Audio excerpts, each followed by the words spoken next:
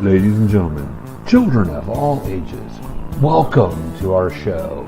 We have gathered together from the cosmic reaches of the multiverse, two of the nerdiest geeks to be found. We proudly present the professor and her geeky girlness herself, Ace. And now it's time. GeekyKOOL presents Professor and Ace.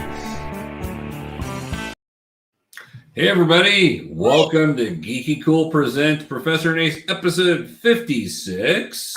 I just can't believe we've been doing this for 56 episodes. Yeah, well, we're relentless. It would have been so much more if we actually didn't take time off when we needed it. But it's important to take time off though when you need it. That's an important step to do. You got to know when other things have to take priority, and family and health and all that has to take priority. So always, I know. Always. I'm so lucky. I have a job now that understands that, and it's just life-changing. It is compared to what you were in before. Right. So, yeah. But by the way, my cup tonight I'm drinking water out of, By the way. Oh, there you go. There you go. We for anybody that doesn't know, we're going to talk about Spider-Man tonight because Spider-Man is AJ and my favorite hero. Ooh, look at this one. I just got this one. That's a cool looking one. The Miles, isn't that cool? That is cool. The purple and the green. I agree. I mean, my favorite Spider-Man is Peter Parker. But right. I like a lot of the other Spider-Mans, and Miles. Yeah. Miles is my second favorite of all the other Spider-Men. Of course, Spider-Gwen is my favorite, but. See, there you go. Yeah, I'm with you. Yeah. Spider-Gwen's pretty awesome. Yes. So, and we'll have to talk about that other spider-related heroes and how we rank those at some point. So. On GeekyKOOL, if you look up For the Love of Spider-Man, I think number 2. Because I did a 3-parter plus a special for Stan Lee. I still have a couple that I could do. This is one of them. But number 2, I think, was my favorite non-Peter Parker Spider-Man. And of course, Spider-Gwen, Miles, Spider-Ham, always funny. Always funny. Ben Reilly, Scarlet Spider, just amazingness. And so, yeah, go check that out because I took a lot of time on those. and they're very well written. I remember reading those, all of them, and I was excited that we have those on the site because those. Now we do have a comment already, so we've got somebody watching us, so that's always a positive thing. And it happens to be Jason, and Jason has this to say. Yes, my coworkers are amazing and very nerdy. There's only one coworker I have in the newsroom who's not nerdy. Well, but he's sporty, so it all works. That works. So we're going to talk about Spider-Man tonight and our favorite side characters or characters that basically I say that they're important characters because Peter Parker cares so much about people. These people matter so much to him. But the problem is sometimes he has a hard time with that whole work-life balance thing. And here's the thing. When we decided to do side characters of Spider-Man, I had a really hard time with that because some side characters can be side characters and villains. Yeah. Or side characters and love interests. Yeah. And so I kind of, on mine, I kind of have a mix of these things. And there were several that I didn't put on my list. I actually only have 4 on my list. The reason I only have 4 is because I know how long-winded we're going to get with Spider-Man. It's true. And I do have more than 4 on my list, but we'll get through them. It'll be all good. Plus, I figured some of ours are going to cross over, probably a lot of them. But there's some that don't. So you've seen mine, so I think I probably have one that is not on your list. I think there's one. We'll see. Yeah, I think, well, actually, you had 2 that weren't on my list. So I knew there was going to be one. And here's the thing. I send the professor my list beforehand so that way he can grab all those photos that we see during the thing. But I don't get to see his list. Well, I'm happy to send it to you. I like being surprised. It's yeah, see, that's what I thought. That way it gives somebody gets to be a little surprised and kind of roll with it. So, yeah. So, and before we get started on this next week, hopefully I think it's going to be Tuesday, we're going to have our good friend Mr. Keith come on with us, who's going to talk a little bit about the state of Warner Brothers and all of that. And this basically spurred on because of the Batgirl announcement from yesterday. Oh. So. And Keith always has the scoop, so be sure to check in and maybe he'll have the scoop. Or if he doesn't have the actual scoop, he has a very educated guess on what the scoop is. Mm-hmm. That's true. Well, and he pretty much has a pretty interesting view on why and how this movie's happening right now and why it got rushed and why these decisions are happening at this moment. I'm so worried about it being rushed. I hate it when they rush these movies. It never turns out right when they rush movies. I agree. So we can hope it's good. I don't know. Hopefully. It'll be interesting because Barbara Gordon is one of was probably my favorite Batman related character. So I'm hoping, but I don't know. I'm not counting on it. But we'll deal with that next week. This week we're going to talk about Spider-Man because we can talk about our favorite people. I know, we talked Doctor Who last week, which we both love. This week we're talking Spider-Man. So we're hitting our groove here. These are things that we love. So anybody who doesn't know, like Professor said, Spider-Man is both of ours favorite superhero. Yep. And that's DC and Marvel. Yeah. Independence. Like it's just if somebody's like, you can only read one comic for the rest of your life, I'm gonna pick the Spider-Man thing because there's so many of them and he's just such a great character and I'm with you. Spider-Man. I tell people my favorite fictional character of all time is Peter Parker. Yes. Because he's so relatable. I see myself in him, other than he's smarter than I am. But his life really sucks a lot of it. I think my life sucks, and then I go look at his, and I'm like, okay, mine may suck, but his is pretty bad too. So and he's a superhero. I don't know if he's my favorite fictional character of all time, but he is definitely my favorite comic book character of all time. And that is not Spider-Man, that is Peter Parker. Right. And when I say that, people are usually like, but they're the same people, and I'm like, they are and they aren't.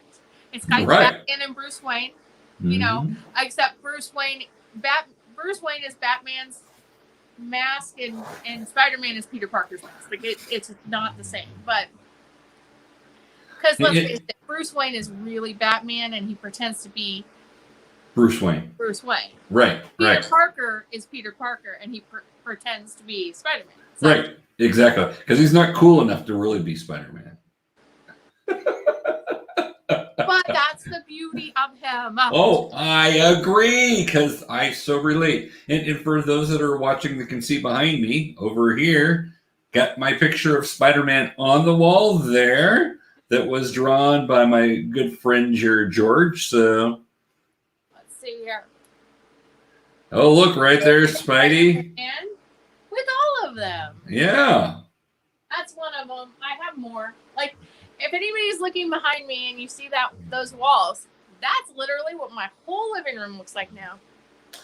Which is an awesome living room, by the way. That is awesome. Well, since I've got more than you, let me get started, and then we'll jump in, and like I said, we'll have a lot to say about all these guys. I'm positive about that. Yes. So okay. All right. So here's a pretty new character. I don't know if you know this character, AJ, just because I know you've not been reading as much lately, but she became an important character during Dan Slott's run, which ended 3 or 4 years ago. But Dan Slott had had actually written a long time on Spider-Man, and then did this thing where Dr. Octopus his body was dying, and he was able to do a mind swap with Peter right before he died. So Peter Parker actually died, and Doc Ock was living as Peter Parker for a while. This character is Anne-Marie McConney. She becomes the Peter Parker that Doc Ock is in control of love interest. She is a little person. She's fierce. She is super intelligent. And I just really, really liked her character because she actually brought humanity to Doc Ock, who was Peter Parker. So, but she's a fantastic character. She's still around. She's not being used as much, but I love the addition of her character and what she did to actually make reading a Doc Ock led Spider-Man book really entertaining. So. Well, and that's the thing. That's what these side characters should do. They should be strong enough characters, and I know all the ones I chose are, and I'm pretty sure all the ones you chose are, strong enough characters that if they were to be made into a comic book all by themselves, they would be interesting enough to carry that comic book. But because they're side characters, they just lend themselves to whatever story is being portrayed in comics. Or the movies, if you have any that are in the movies but aren't in comics. I almost put Happy Hogan on there just because in the movies he's wonderful with Spider-Man. He doesn't really interact with Spider-Man as much in the comics. I mean, he does, but not, Right. Not like the same level. Yeah. No, that would have been a good one also. I agree. Yeah. But no, I do not. I have heard of her because I do keep up with. Right. I have not read any of them. As you said, like the last couple of years, I just have not had financial ways of getting comic books, and also I have not actually had time. That is a thing. That's a big thing. But I read basically footnotes. Does that make sense? I like what's happening. So no, I get that. So there are things that I just don't have the bandwidth to. Money-wise or to keep up with, and I'll go watch videos that'll give me what's happened over the last year with this character or whatever, just because I'm fascinated to find out. I just can't. There's so much out there, right? You can't always, and that's the thing, you can't always prioritize. This is going to sound terrible, but you can't always prioritize your nerdy, geeky wants over your life needs. Something about eating is more important than reading comics. It's close, but so close. But yes. But no, I've read about her, and I knew that they had. She was an addition, and of course, I read about her being a little person and the love interest of Doc Ock / Peter Parker in the storyline, which I love when they can bring in a side character that connects with a villain. Yeah. Or I love Spider-Man because a lot of the times he connects with his villains. Yes, he does. Like in emotional way and stuff like the Green Goblin is just the number one thing of that. Like he has a personal connection with the Green Goblin and the Hobgoblin, all of those things. But I love it when they can take a villain, and especially a villain like Doc Ock, who has been around for a really long time. Yep. Issue 3, I think. Yeah, one of the original rogue galleries for Spider-Man. Such a great character, but a lot of the times he's not portrayed in the most human light. Right. And he has in some issues, but not overall. His overall arc has not been as humanitized as I would have liked it. And so when they were bringing her in, and I watched a video, like you said, I watch videos on YouTube, or I read other geeky sites. Yep. And I was reading on her. There are other geeky sites? There are. Not as good. But reading on it, and like that she was coming in to give Doc a different perspective on readers to get on Doc. And I just love that. I also love when comic books are inclusive. Yeah. I don't necessarily like agree when they change a character to be inclusive, but adding new characters. Oh yeah. Inclusive, I'm all for.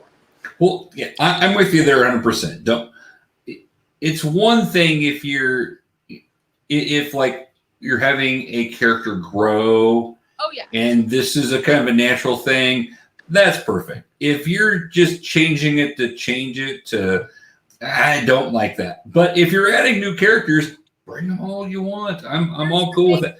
Here's the thing: adding new characters is the best way to be inclusive. Yeah. And the best way to show diversity, and without upsetting the original meaning or the original character. Right. These stable characters. Now, side characters, if you want to change them up a little bit, like I understand that they have to change with the times. Like you can't have like Etta Candy from the wartime. Right. Modernized. Like you can modernize her, you just can't have that same side character. It might be fun to try. I don't know. Totally. I see Etta Candy, if she was like modernized, she would be like a pinup burlesque dancer. I agree. Yes. That's exactly what I was thinking. And just be like, I'm big, I'm beautiful, I'm here. Yeah. Yeah. And see, you can do that. But yeah. So I like your first pick, Professor. Thanks. Great. Thank you. All right. Who do you have that we want to talk about? Oh, here, before we go, message from Jason. Doc Ock rules. You know, he was considered to be Spider-Man's arch rival up until basically Green Goblin killing Gwen Stacy. Oh, shock. I said. Green Goblin killed Gwen Stacy? Yeah. Yes. And a lot of people think that the Green Goblin is Spider-Man's oldest rogue. They think that he is the driving force behind Spider-Man, and he is, but he wasn't until the 70s. Right. And that's just how it was. Right. Well, yeah, because Doc Ock was issue 3. Yep. Green Goblin, I think, shows up in issue 25 or something. Yep. Keith says that the side characters of Spider-Man are one of my top 3 in comics. I agree, Keith. They're actually my favorite, but I'm biased there. So, but no, I think that's what actually makes Spider-Man a really compelling character is that you have his interactions with important side characters. So here's the thing, and I've said this to other people at cons and stuff, and when we're talking about Spider-Man, and of course, if you get me talking about Doctor Who or Spider-Man, and Jason, yes, I'm going to dominate conversations. But there's a reason that he's called the neighborhood Spider-Man. Yeah. And it translates in his side characters as well. It is a core group of people, a circle, a neighborhood, if you will, of people who he interacts with on a daily basis, and you get to know these characters. Whereas like other superheroes don't have that as much. Not that they don't have it, they don't have as big of a circle. And I think one of the reasons for that was because when Spider-Man was introduced, he's a high school student. Right. High school students have a whole high school to choose. Right. So you have more of a variety. And teenagers are more social than adults are. And so I think that lends itself to that neighborhood feel of Spider-Man. And I think Stan Lee, when he wrote Spider-Man and when he, developed him, I think that's one of the things he wanted was this social person who's awkward. He's socially awkward, but he's social at the same time. Right. He's an been there. Introvert, Yeah. But he wants to be social. He really wants to be social. And it's very typical of a teenager. Because of that, you get these side characters who not only drive his story along, but have their own stories and also have growth. A lot of the times when you have side characters, they're stagnant. They don't move. They're stale. They're just there to propel the hero. Spider-Man's literally have their own growth, and it's because a lot of them are teenagers who grow and change, and I like that. I agree with that. Yeah. But and Jay said, I'm not going to put up your question here, but I will answer it. Yes. So wait for that one to come. Oh, is he asking if somebody's on the list? Well, he said, is somebody considered a side character? So, yes. And Keith says this. Of course, he says AJ's right because she always is. Are not the neighborhood type heroes. They are not. Even though Captain America has been, but it's just different. It's a broader spectrum. Captain America was America. Iron Man is the world. I say that in a weird way. That's their neighborhoods. Like Iron Man is about protecting the world, and America is about protecting the world, but primarily America. It's in his name.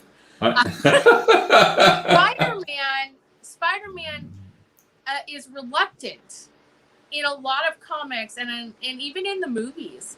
Tom Holland plays it beautifully, where he's reluctant to be a worldly superhero. Right. Because he's a kid and he doesn't want the people in his life to get hurt. Right. And he doesn't want his circle to get hurt. But he's really wanting to just protect his circle and his neighborhood. And yes, he wants to be a bigger superhero, but at the heart of Spider-Man is protected of the neighborhood. That's why he's the neighborhood Spider-Man. That's why he's the neighborhood hero. And it makes a hero that can protect the world, that has several times protected the world. Right. Makes a huge difference in facing big bads in the world of comics and comic book movies, but it brings him down to a level that the average citizen can recognize because it could be the kid next door. Right. And was for a lot of people. It was, yes. So Jason's got this to say, and I agree, yes, especially the way Hawkeye's been portrayed in the last 20 years. Yep. Before that, when he first became an Avenger, he really wasn't much in the neighborhood, but especially a couple of the really cool Hawkeye runs where it's very much making him into a neighborhood. He just doesn't have the history of Spider-Man and bringing his characters in, but he's getting more. So I do agree. And that's the thing. I think that if people would look at what made Spider-Man successful, then they could take some of these superheroes or make new superheroes. I'm always thrilled when they make new superheroes. I'm not even gonna lie, and make them smaller in their realm, but they can still help the world. But right. Their primary goal is to protect their realm because we're all territorial by nature, and we are, and it's perfect.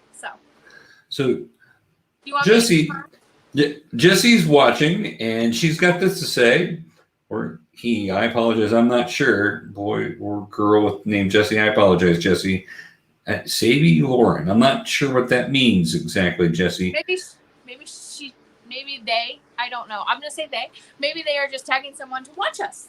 Oh, that may be true, and that would be great if so. And welcome. We're glad you're with us, Jesse. So, post your comments and post your questions. Yes, most definitely. Keith's got a comment here for us. Along with Luke Cage, Peter Parker's alter ego is one of the best neighbors, and that's very true.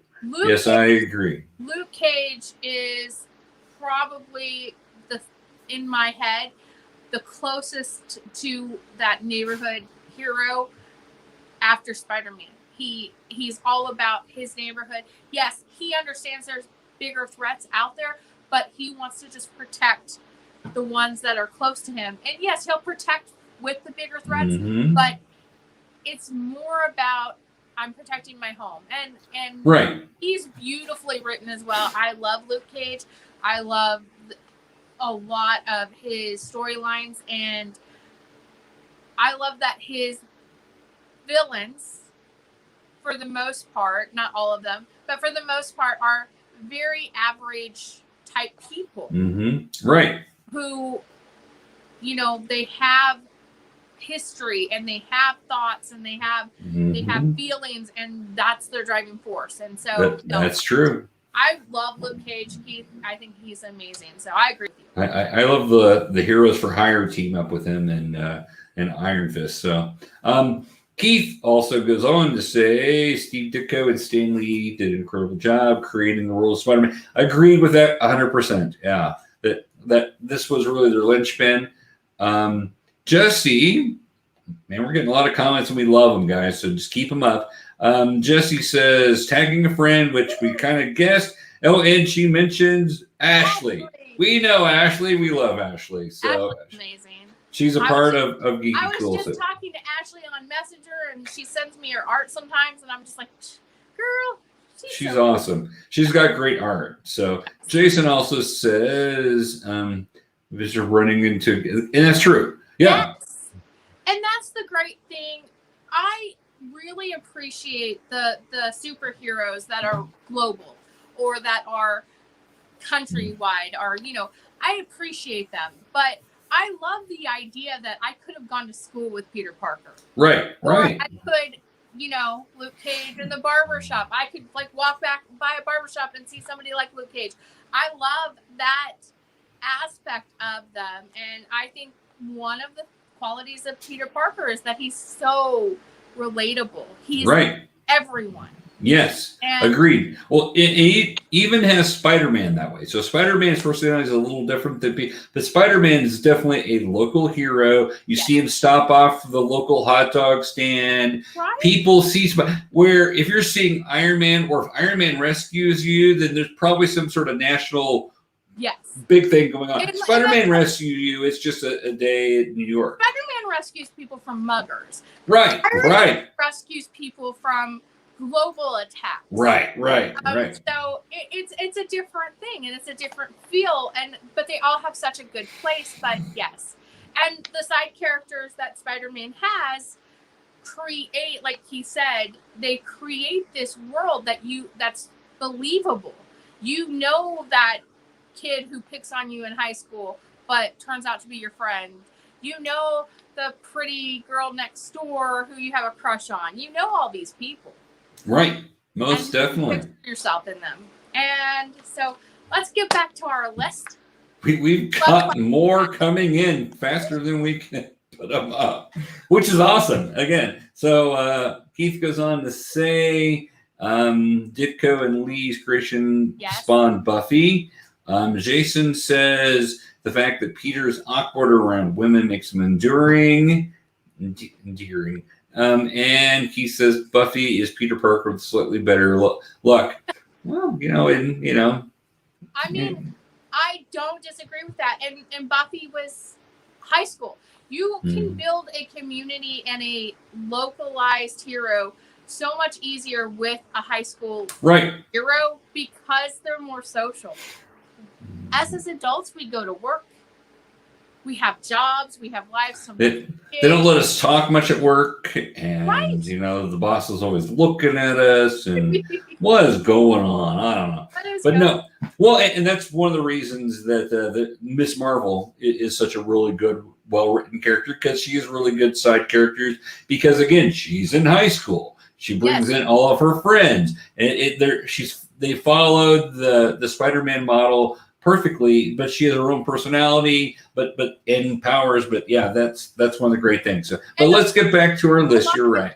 Yeah, a lot of people don't realize this. So just when you're reading them, listen.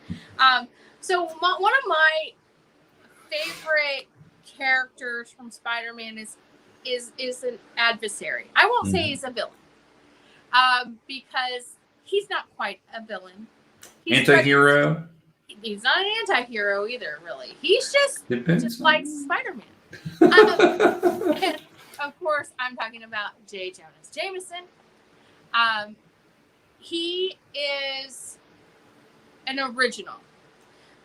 You know, he was in issue 1 in March of 1963. So what I like about him, and we've been talking about how Spider-Man is localized and how Spider-Man has this this neighborhood feel. J. Jonah Jameson, I'm just gonna call him JJ. JJ has brings that in. Right. He's not like, he would never be someone who, you know, Iron Man would fight. Right. Right. But he's such a pain in the butt to Peter Parker and Spider-Man. But he also has a very like community feel. He feels like he is protecting the community. Which is great. I love it when characters are written with pros and cons. I love when characters have why they're doing something, even though you might not agree with what they're doing. The motivation is a true motivation for them. Right. And he is written so well. I know, like, Stan Lee loves this character. Like, I love this character. And he has said that it's him. Like, he wrote this character to be like a grumpier version of himself. And that's exactly what Keith had to say right there. Yes. He's a grumpier, and I don't know if that's true because I never worked with Stan Lee like in his office. Like, he might have been like a grumpy old man. Yeah. But in interviews he had said that JJ is basically what he thinks of himself as a grumpier boss. And I think that's beautiful. And I think that I think one of the things about it is the telling things about it. And this is just me with how much I love Spider-Man and Stan Lee, is that, you know, Stan Lee was his biggest critic. Right. He you know that. And so the fact that Spider-Man is, Stan Lee is known for a lot of things, and he will always be known for a lot of things, but Spider-Man is who really put him in that nationally known, oh my gosh. And then he did so many great things with that. Because they were going to go out of business. Right. And then Spider-Man happened. And because of that, I think it's very telling that the person who criticizes Spider-Man the most is the person that he said he wrote to be like him. Yeah. So, and this is the really interesting thing here. Keith also says this. We've got a few more comments here. Peter Parker was based on Steve Ditko. So that kind of adversarial relationship there at times. And yeah, so that's kind of funny because I did not realize that. Jason says, J. Jonah is everyone's jerk boss. He is. And everyone can relate to him, but he also has the motivation of wanting the truth. Yeah. And not liking the secrecy. Right. Right. No, exactly. He is a newspaper man, even though he's got this mindset vendetta against Spider-Man. But yeah, well, one of my favorite comics in the last 10 years of Spider-Man basically had J. Jonah Jameson was mayor at the time. Yeah. And which is crazy. I mean, right now I think it's Kingpin's mayor of New York. So anybody can be voted New York mayor in comics. So JJ was mayor, and he did something. And Peter wrote an article basically covering something up.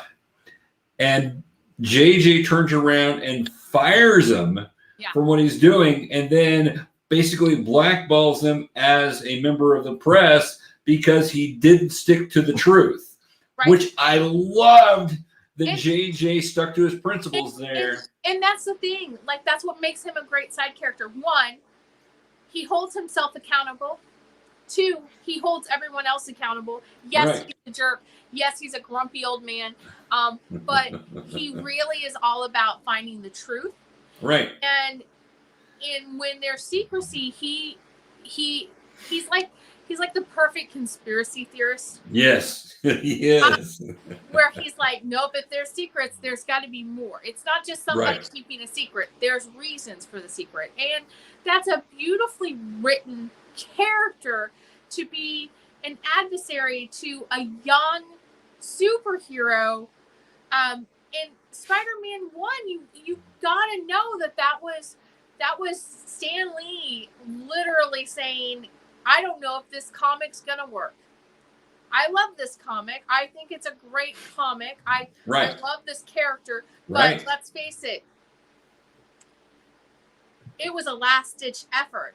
And JJ, I feel, is that inner voice of Stan Lee coming across in the paper, like going, okay, there's more to this, and not trusting Spider-Man, and I personally feel that it's very symbolic of he didn't know where this was going. Right. He didn't know what to trust with this, and he wrote a character that has been so well written that he is a constant in the Spider-Man stories. He's been in all the movies. Right. He was even in like movies based off of Spider-Man, but not by Spider-Man. You know, that sort of thing.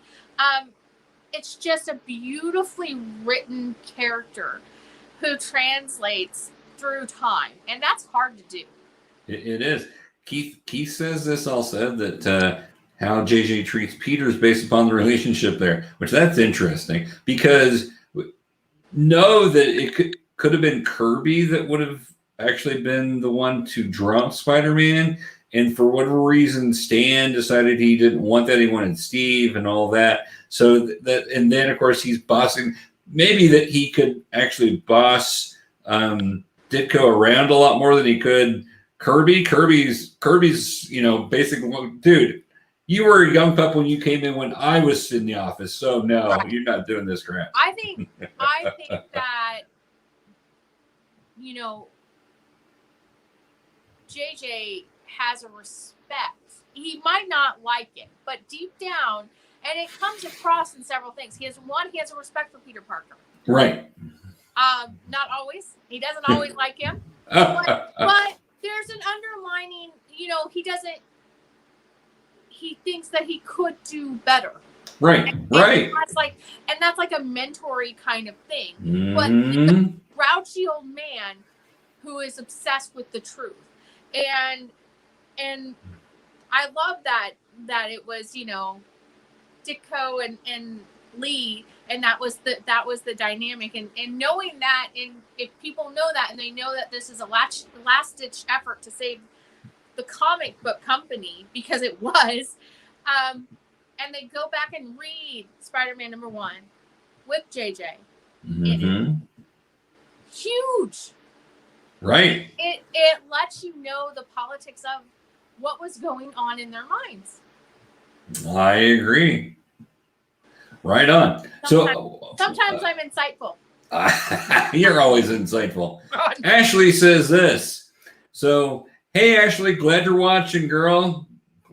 And we're so happy that you do write for our site. Most definitely. We're. I agree. Well, let me bring one up here that may not be quite as high up as JJ is on a lot of people's list, but to me, a very important character. Other than Uncle Ben, I think this is the first character that we see die that causes Spider-Man to really kind of reel back. I may be wrong in that, but I'm talking about, at the time, his girlfriend's father, who was captain of the police, Captain Stacy. And yeah. Again, it makes it very neighborhood-like. He's the captain of the police in that neighborhood. He's all about finding, the truth and the bad guys in that neighborhood. Right. He's not this amazing character who wants to risk his life for the world. He just wants to risk his life, and he does risk his life for the neighborhood and his family. and ends up saving a bunch of kids because Doc Ock had knocked a wall down and he protected the kids with his body and died from it. And then, of course, reveals to Peter that he knows that he's Spider-Man right at the end. Tells her she loves you very much. I'll always take care of her. That scene gets me. So so I had to bring in Captain Stacy because he's a mainstay through at least 25 comics there. While Peter's dating Quinn, and you get this interaction, and he never lets on that he knows who Peter is until he dies. So because he has faith that Peter is a good guy, whereas JJ not so much. He doesn't know if Spider-Man's a good guy. Like he sees some of the things he does is good, but he doesn't know. Right. And it's such a good balance between the one JJ and Captain Stacy. Yeah. Both very much mentors to Peter in different ways. And I don't mean like mentor in the traditional sense, but they're older. It's like Uncle Ben. It's the father figure he no longer has. Yes. And the fact that one is so against him. Right. But still likes Peter. Right. And one who is like rooting for him and knows his secret, but doesn't let him know he knows his secret. Right. Also, I think it's just, superheroes always have these sad origin stories where parents die or they go missing or, it's just the basis of a lot of superheroes. Spider-Man has some of the most tragic stories. Yes. And the Spider-Man side characters have some of the most tragic stories.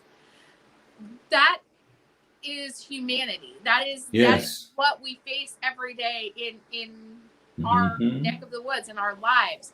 And again, you see this everyday person.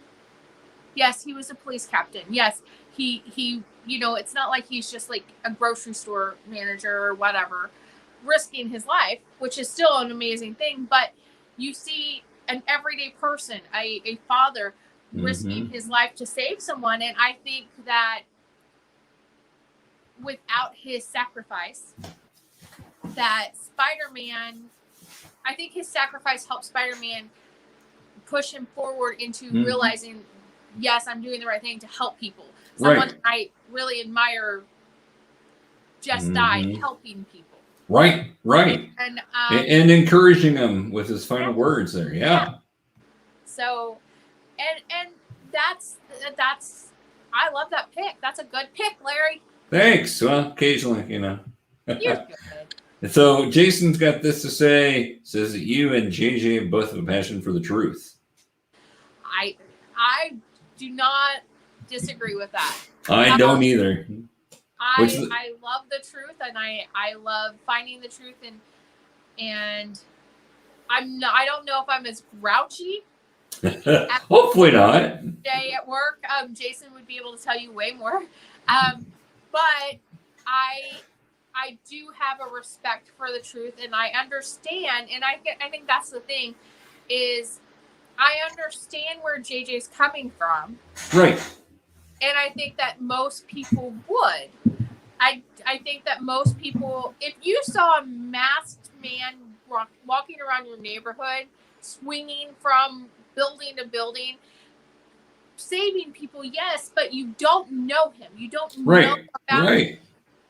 Most people would be inclined to be at least curious of his origins and why is he doing this. Right. And if you're a newspaper person, that is heightened more because the whole goal is to find out the story. Right, exactly. And he's very frustrated with the fact that he cannot find out the story. And so he kind of makes it up. Yes, which is called fake news, and we don't do that. Jason also said that he's not going to comment about your grumpiness. Wow, Jason. So that's okay. I've seen Jason grumpy too, so that's all right. I actually don't think I'm grumpy at work. That's okay. That's Oh, he is. Keith has this to say that Ditka did fight back against Stan, but Jack, and that's what I was trying to hint at. Jack had been around the block long before Stan started. Before Stan ever wrote a comic, Jack was already a seasoned veteran doing that. So, in fact, I think Stan wrote a backstory and like Captain America 5 or 6 for Timely, but that was the baby that Jack created himself. He created Captain America. So, there you go. So, all right. So, what else do we want to talk about here? Who else is next for us? Okay, well, I love Peter Parker. I love Peter Parker.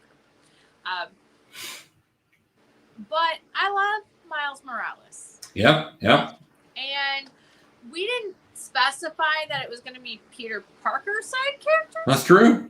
Although this one does come across, and he actually showed up in a Peter Parker comics before a Miles, because Miles is way, way, way, way newer.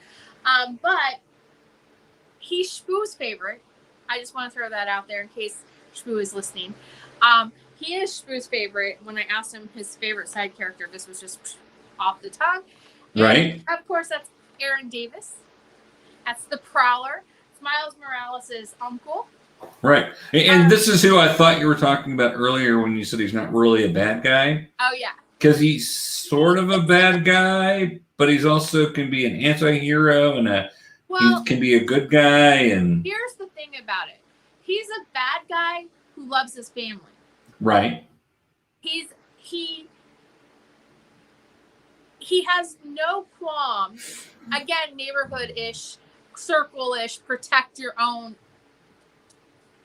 Spider-Man verse. He has no qualms hurting other people. He really doesn't. I mean, he a little bit, but not a lot. Right. But doesn't want to kill them necessarily, but hurting them. Hurting is okay, right? But he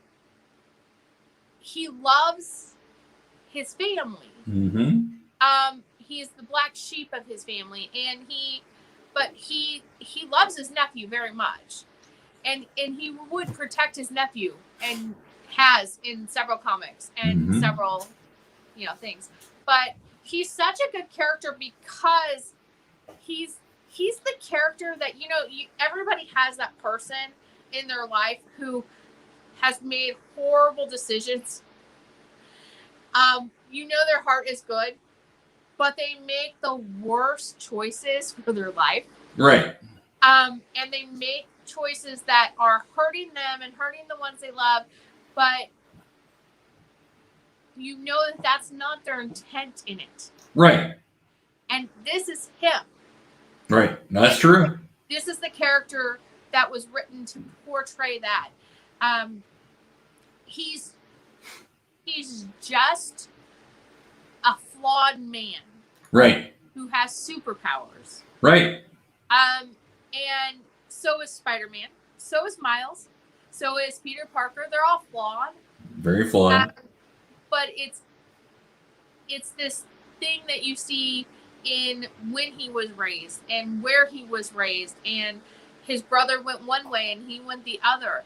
Right. And it's this duality of a family unit that speaks to a lot of people. You can have family that is really close and that's great, but not everyone has that. Right. It doesn't mean you don't love that person. It doesn't mean you wouldn't do anything for that person. It just means that they might be a toxic person in your life. And he's a toxic person to his brother. Like, his brother hasn't cut him out of his life completely, but he's just like warns his son, don't go around your uncle. Don't do this. He's no good. I wish he was. And there's love there, but it's really this family dynamic that is so relatable for so many people. That's very true. That comes across. And when Shpoo said that this was his favorite, I was like, oh, I see that. I understand that. And he's such a good character. He was on my short list, my long list. Now he's on my short list. But he's such a good character. and he pushes the story in forward, which is always what you want your side characters to do, but he has his own story as well. Right. So I like him a lot. That's a good character. See, and when I saw that, I wasn't thinking so much about his relationship with Miles as I was thinking about his relationship with Peter, which has been adversarial at times, but they've also worked close together at times. There was a run on Spider-Man where he would pretend to be Spider-Man so Peter could be Peter, and then you would see Spider-Man doing something. And then that was always one of those things of, why are you hurting them like that? You don't need to use that much force. And so there was always some conflict there that was always interesting. So, but it's a very interesting pick. I like it. So yeah, it's just very much someone fighting their own demons. Yeah, very much so. Very much so. But yeah, that's good. All right, let me get to another one of mine. All right, so I'm going to go with a side character that's been around since pretty early on also. Okay. Working for the planet, also a fatherly figure for Peter, and I'm talking about Mr. Robbie Robertson. And where's my picture of Robbie? Come on. Oh, right here. Here's one. And actually, I had on my long list, I had Ben Urich, who's behind him as with the camera, who's a tough as nails reporter that is always after that story too. And he actually started in Spider-Man, but had a lot going on in Daredevil. So, but Robbie Robertson is my favorite, one of my favorite characters, just because Robbie is the balancing force to JJ. Yes. He loves JJ. He wants to make the paper great, but he also is trying to balance out the wackiness that JJ gets into with doing things the right way. He's that guy that you know is always going to make the right decision and go there. He's the ethical sounding board. He is. He is that.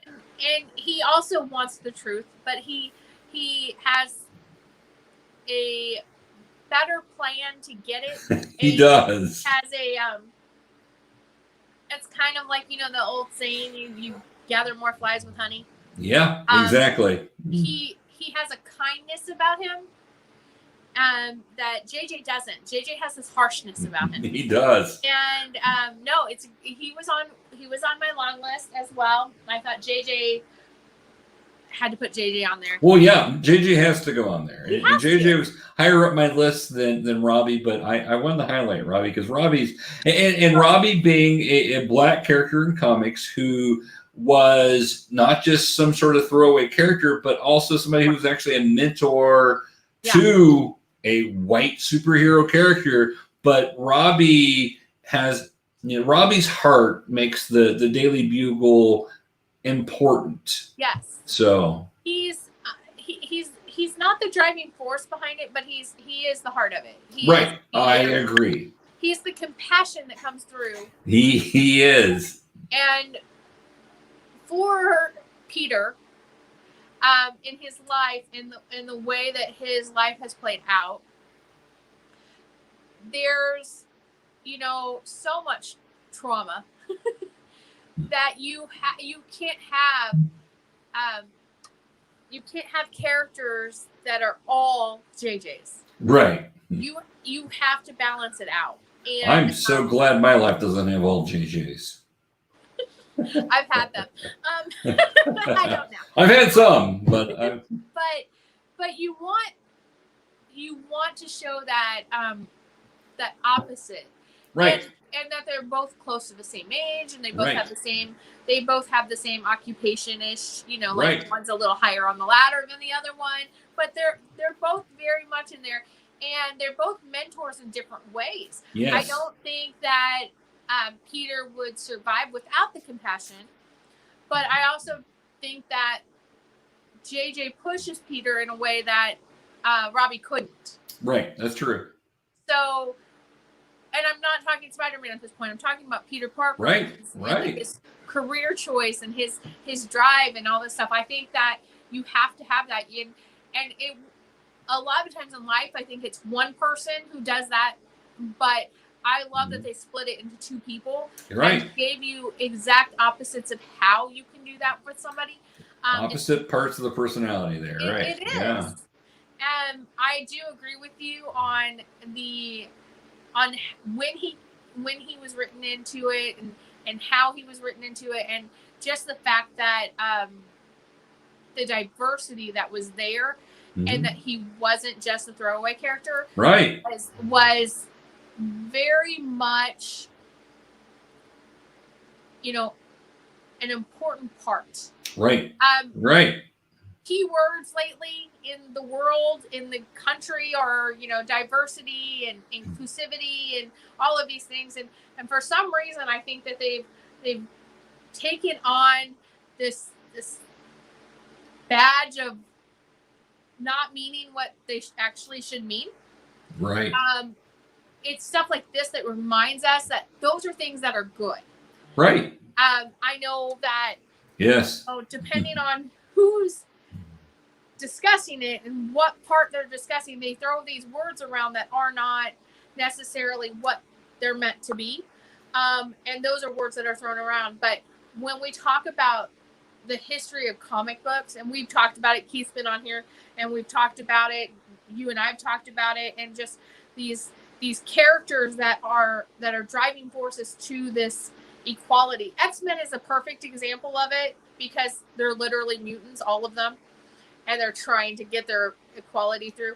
But I think that he's important not just to Spider-Man. I think he's important to comics. Right. That's a big thing. I agree completely. Yay! It would be terrible if we stopped agreeing. No. Sometimes we have differences of opinion. We do. But guess what? That's okay. Yeah, most definitely. And we're okay with having this. A few comments here before we go on. Keith wanted to remind us that it was Kirby and Simone. Anyway, and I did know that. I just was talking about Kirby. But yes. Jason said this when you were describing the grumpiness of JJ. So I saw that pop in, and Keith has this to say about his favorite side character, which is the Spider-Man 2099 character. Yeah. So, and they've brought that back. Those 2099 characters are starting to pop back in. So yeah. That's an interesting thing. I like that. That's a good pick, Keith. I wouldn't say it's my favorite side character, but that's an interesting character. So I agree with that. So we like it. Yes. All right. What else we have here? Because we're now an hour in, and we're still going to be trekking along here. It's your turn. Oh, it's my turn. Oh, okay. No, you did that. No, you did Robbie. It's my turn. I did Robbie. Yes. So I only have two more left. All right. And they're my favorites, and they are in my For Love of Spider-Man. They have been mentioned because. And we'll leave your last one towards the end. Okay. Well, this one here is. It was a really big toss-up between my top two.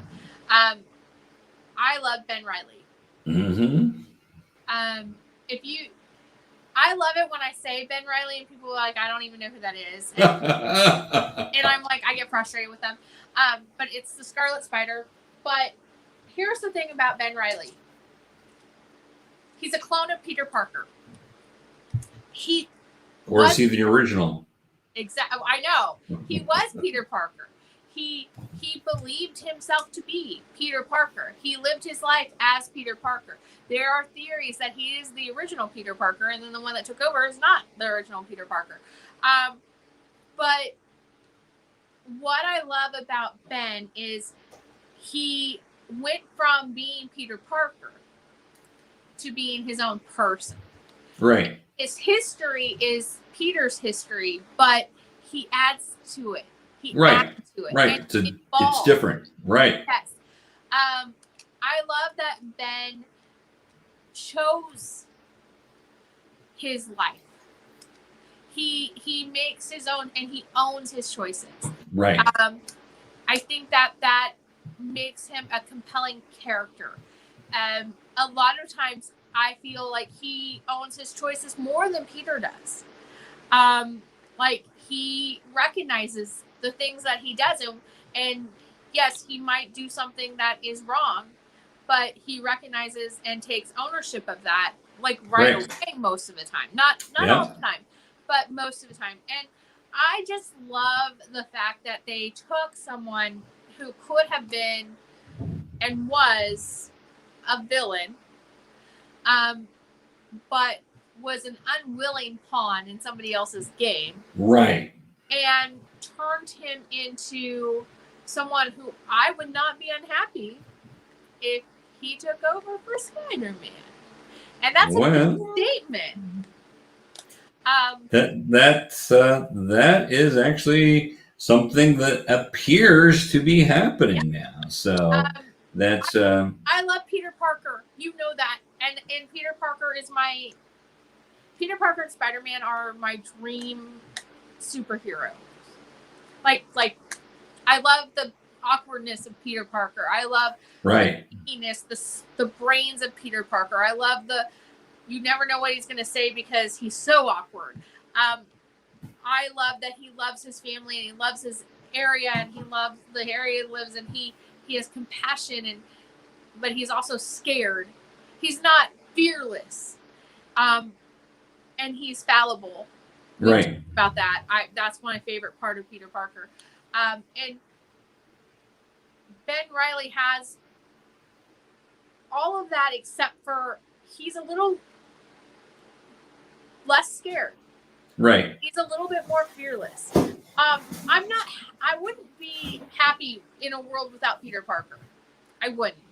But Ben Reilly has been Peter Parker. And when I say that, it's not a fake Peter Parker. He was Peter Parker, and he has grown into someone else. And I think that it's a beautiful metaphor for different stages of your life.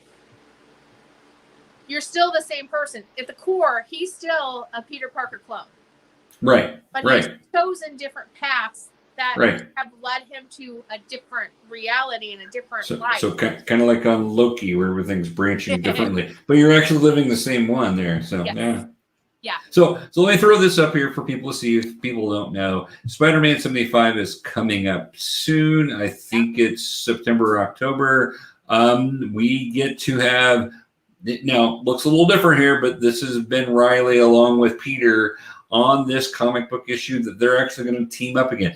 Ben Reilly was thought to be dead for a long time. He'd gone off and done his own thing, thought to be dead. There was a whole, all the clones were dying and all this other stuff. And so thought to be dead for a long time, but he's back and he's going to team up just in time for issue 76 to show this. Yeah.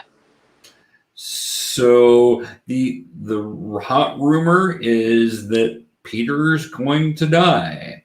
Now, like in most comic book deaths, so far the only comic book deaths that really last are Gwen Stacy and Uncle Ben, both from Spider-Man. But I don't imagine that's going to last super long with him being dead. They'll find a way to bring him back. Or they'll just, if they don't in that storyline, he will have, it's not like Peter Parker is, the storylines are going to go away with Peter Parker. That's the great thing about comic books. There's different storylines. There's different writers. There's different everything. And, but in that storyline, I don't know how long they'll leave him dead. He's just mostly dead. Or the theory in my head is that it's another clone of Peter Parker, and that's who dies. And then Ben Reilly takes the helm for a while, and Peter Parker gets a break for a while. It's a scroll. It's a scroll. I mean, all of those are possibilities. Everything's a possibility. Everything is a possibility. First of all, there's multiverses. Everything's a possibility. This is true. And that's how we got Spider-Gwen. So, who is my absolute favorite Spider-Man, non-Peter Parker Spider-Man. Right. Spider-Man. Like, Spider-Gwen is like amazingness. So I agree. She's pretty awesome. Keith has a couple of things to say. Without Miguel, there's no Miles. And then also says Robbie and Ron are the two moral backgrounds of the news. And that's true. That's very true. So you have to have that. You have to have those people. And with somebody like Peter Parker, Spider-Man, where you see his personal life and his professional life, which is very unusual. Mm-hmm. Not all superheroes. Superman does it. Like you see his personal life, his professional life, and his superhero life. But not all superheroes do that. It's mostly like personal life, superhero life. You don't right. What they do for a living. You don't see Tony Stark sitting down at the computer, trying to do whatever for running Stark Industries. I mean, you do, but he's a genius. So it doesn't take very long. Well, but he's not doing paperwork. He's not doing paperwork. Right. That's somebody else's job. He will be developing something. You'll see that, but he won't be acting CEO like and pushing the papers. So yes. So. Yeah. But most CEOs in big companies probably aren't pushing the papers. Well, that may be true. But they're not 9-to-5 jobs. Nope. You have Superman in DC who has a 9-to-5 job. I mean, not 9-to-5 job because he's a reporter, and I've learned this. It's not a 9-to-5 job. It's whenever there's news job. Right. And Peter Parker's the same way. So they get these jobs, and it is so beautifully written that they gave them these jobs that made them very real, but that you can kind of set your own schedule, kind of. Right. And it's not something that you question. Like if they were in the office 9 to 5 as like a secretary or, an insurance salesman or something like that had to be in the office or answering calls or whatever, might be a little harder to go save the world. But it's true. I got to take this tech support call. I can't go save the world at the moment. So right. So all right. But all right. Well, let me grab through some of mine here that I've got on the list, and we'll do that, and then we'll get to your last one and my last one because are they the same? No, not the same. Is mine on your list though? Oh yeah. Oh God. Oh, number 2. So yeah. I would be disappointed in you. Well, yeah, of course. I mean, anyway. We'll get to that. So, talking about people that should be on the list, let's talk about historically Peter's best friend. Also happens to be the son of his biggest enemy, but we're talking about a little bit of Harry Osborn. So good buddies. It's been one of those relationships that's love and hate at times, but they go all the way back to high school. They were buddies, and they have been through it all, and they've seen it. We've got issues of Harry doing drugs, where basically part of that anti-drug push, and actually did not get approved for the for the little thumbs up from the comic code. So, but yeah, so you've got that. You've got Harry becoming Green Goblin at one point. Yep. Harry going absolutely crazy. Of course, it kind of runs in the family, but they've been buddies for a long, long time. So when you said best friend and stuff, I didn't know if it was going to be him or Flash. Yeah. Harry's such an intriguing character because it would be very easy to hate on him. Yeah. He's a rich boy. He is a rich boy.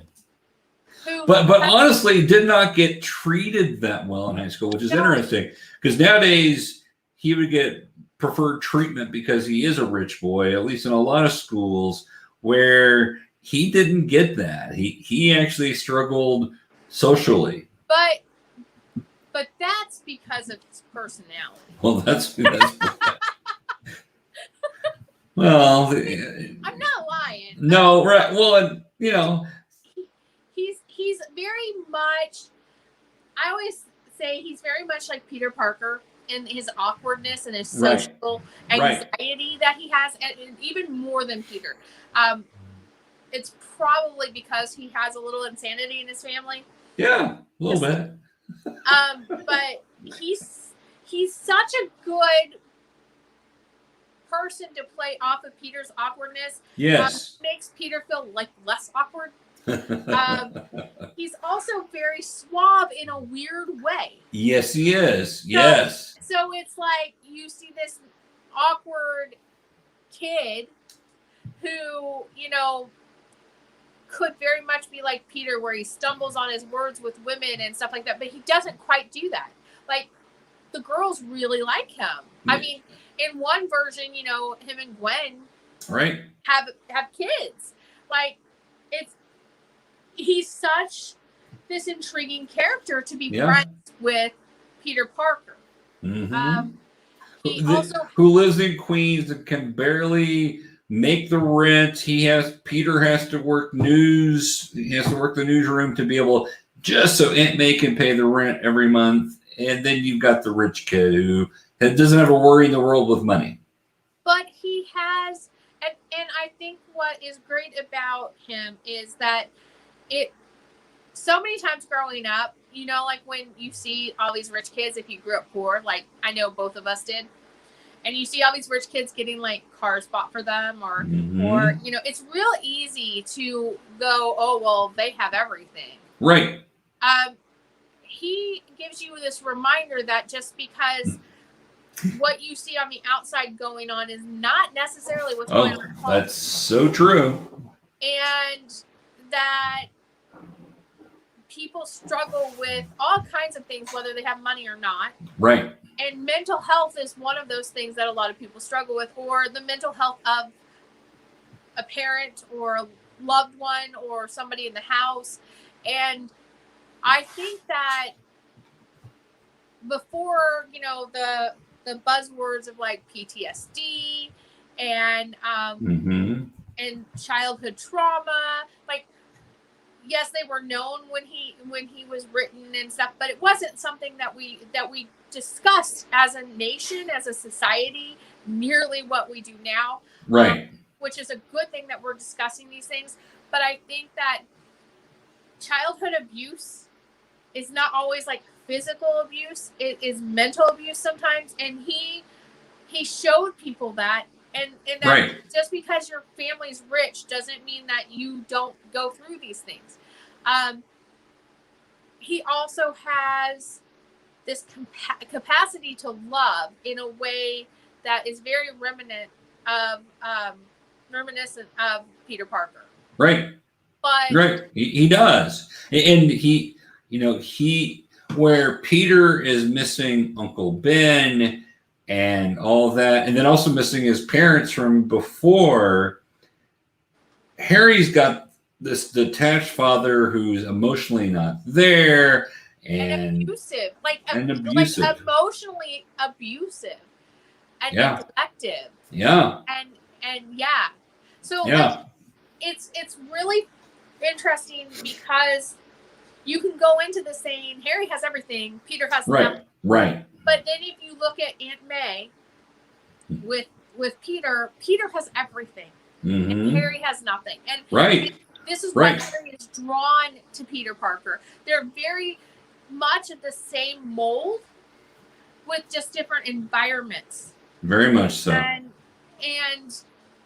they both struggle so much with confidence, even though Harry fakes it way better than Peter. Very much so, yes. And that is, you know, that unfortunately that is something that stems from neglect or you know, growing up in the shadow of someone who you're trying to please all the time. And Peter was like accepted by Aunt May. Like she never expected him to be exceptional on anything, but if he was, oh yay! You know. And Uncle Ben the same way. You know, Uncle Ben buying him his chemistry sets and going for walks with him, and hey, buddy. Very much. It's such a beautiful comparison, right? Because they're very similar, and they just had different childhoods and different experiences. Yeah, right. And you could look at Peter Parker's life and go, his life is so much more tragic, but wasn't. And the story of this rich boy who, you know, it would have been real easy to make him hated. Yeah. It would have been real easy to just take him and make him a total villain. Right. But they didn't do that because the thing about Spider-Man and the thing about comics, not all comics, but the majority of comics, they try to give you morsels of truth within them. Right. Sometimes it's a spoonful, and sometimes just a little tiny morsel. And but this one is a spoonful. It's you never know what somebody else is going through. That's exactly right. And you never know the struggle that's mentally they're going through because of the life that they've lived. Right. And no, he's such a great character. He was on my long list as well. I knew he was going to be on your list. I knew he was. So sometimes I'd skip once because I knew. The interesting thing about Harry also is, you know, then you get the hatred for the Green Goblin dying and Harry blaming Spider-Man for this. And so you get that, you know, like, he's my best friend, but yet he hates me. It's Spider-Man. And his father was a psycho and killed himself, basically. And then, of course, Green Goblin does come back. But it's a grief. Yeah. Driven hate. Yeah. And it's a real thing. It is. Blame someone. Right. And it's right. way easier to blame someone in a mask that you don't know than blame the person that you've been trying your whole life to make proud. Right. That's true. Yes. And so it's just, if I love reading comic books where I go into it and I'm like, the mental aspect of them, the characters, what drives them mentally, and what makes them unique. I love it when it's shown, but with this intent of not showing everything. Right. And he is very much like that. He's written like that. Like, you literally are reading it and you're like, I get it, but you don't grasp the whole picture until like 3 issues later. Right. And that's beautifully done. He loves Peter. He would die for Peter. I think, out of all of the characters, side characters, except for Aunt May, I think that he is the one who is the most loyal to Peter Parker until his mental illness and his grief mess with that. Right. And that's a weird statement, because you would not put those two together as like these friends, but they're very loyal to each other. Exactly. Always. Yeah. So that's why I said he's his best friend, or, you know, definitely one of them, but I consider Harry to be Peter's best friend. So, he is. I mean, there's, you know, Flash is also written. Harry and Flash are both very much written the same way, except Harry's like got. We'll come back to Flash here in just a minute. Oh, he's on your list. Amanda has got this to say. So. Yep. Most definitely. You know, and all, whether it's comic books, movies, literature, whatever it is, if somebody can get across an important message, first of all, that's what comic books were all about. Like, is a reflection of society, and but I love it when they can put those things in without being like overly preachy, right? Be like, this is about childhood trauma. No, but it is, you know. Right. So. Yep, I agree. Keith's got this to say, and let me throw this picture up. I'm putting this up here for Keith because he mentioned this in the comment. So this is Silk. For those of you that don't know, not on my list, but Keith says one of his favorite characters is Cindy Moon, who's Silk, who's a really interesting character, pretty new to the Spider-Man universe, but a really interesting character, also having to do with clones and all that jazz. They just seem to like to happen. I almost went with the Jackal, by the way, being on my list because he's a villain, but he's the one who caused all this clone stuff. I mean, it's all... we wouldn't have Ben Reilly without not at all. So almost made my list, was on the shorter list. But since we were talking about Mr. Flash Thompson, the bully in the school who later becomes a friend, which I don't know any of my bullies have ever become my friends. So, but I think it's just it's this growing up. Yeah, right. That's the thing about when we talked about Peter Parker being centralized neighborhood, high school. High school kids are not always nice. It doesn't mean they're necessarily bad people. It doesn't mean they're good people, trust me. But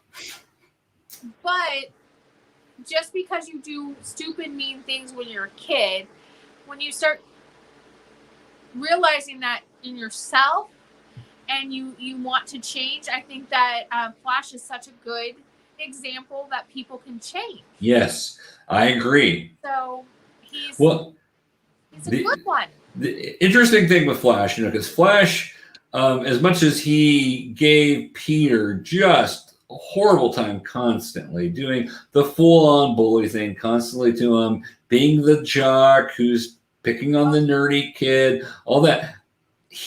Flash was Spider-Man's #1 fan.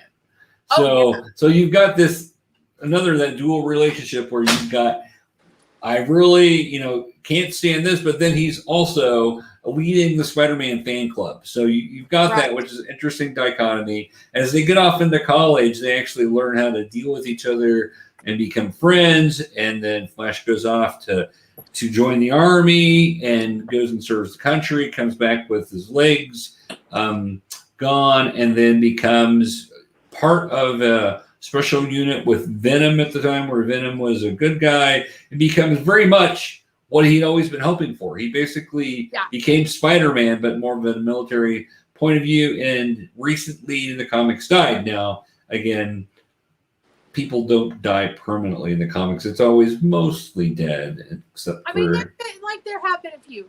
There have been a few. Again, we've got Uncle Ben, and we've got Uncle Ben and Gwen Stacy. The original Gwen Stacy. Did Captain Stacy ever come back? No.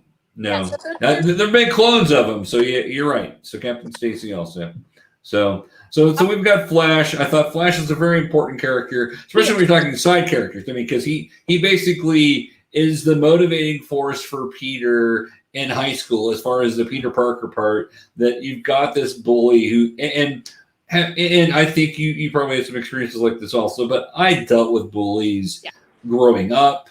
And I guess some of them went on to be, classmates or somewhat on a friendly level, but you've got that going on, and then you get into high school with it. Some of it continues. For me, I kind of learned how to stand up to those as I got into high school. But I think what's great about Flash is the fact that, one, it's a growth, and it's a growth.